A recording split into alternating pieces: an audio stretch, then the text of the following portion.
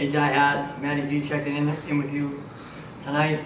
Obviously no games, but gonna do a little hot stove Red Sox. Talk about pitchers and catchers should be reporting very soon. I don't have the exact date, but obviously football's over and it's time for baseball.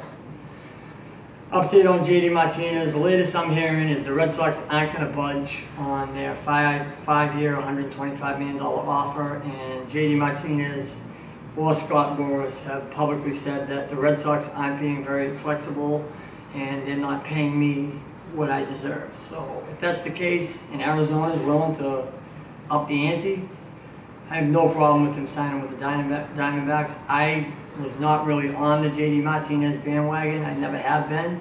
I think, $25 to $27 million for a guy that isn't going to play the field is insane. David Ortiz didn't make that kind of money ever in one season. And I know contracts have gone up and the markets have all shot up and baseball is in a much different place than it was when Ortiz and Manny were playing. But if David Ortiz didn't get $27 million, you're not going to convince me that JD Martinez deserves it for being strictly a DH, because they're not moving Bradley because they already would have done it. Mookie Betts is the best player on the team, and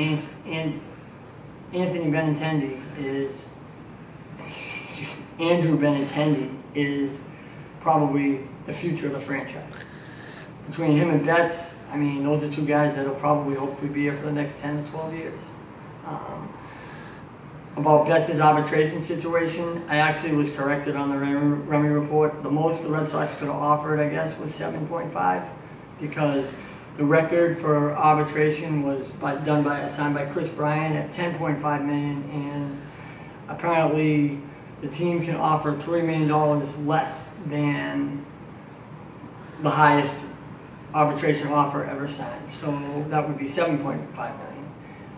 At first, I thought it was a lowball offer, but after talking to some people on the Remy report that actually know a lot about baseball and are wise, they explained to me that the Red Sox could have offered him the 10.5, but they basically would have been giving in to the highest price deal ever. So Mookie wasn't going to make more than 10.5 because Chris Bryant made 10.5. Now Mookie makes 10.5. So now the next guy can get an offer more than that. Somebody like Mike Trout or somebody better than those guys, which still aren't very many in the game right now.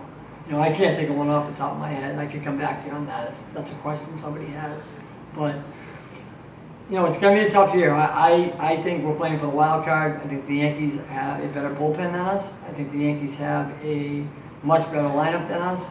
And we're left-handed starting pitching heavy other than Porcello, which scares me because the Yankees have monstrous right-handed hitters. And Didi Gregorius hits lefties better than he hits righties. And he hit 33 home runs last year, and he's an afterthought on that team.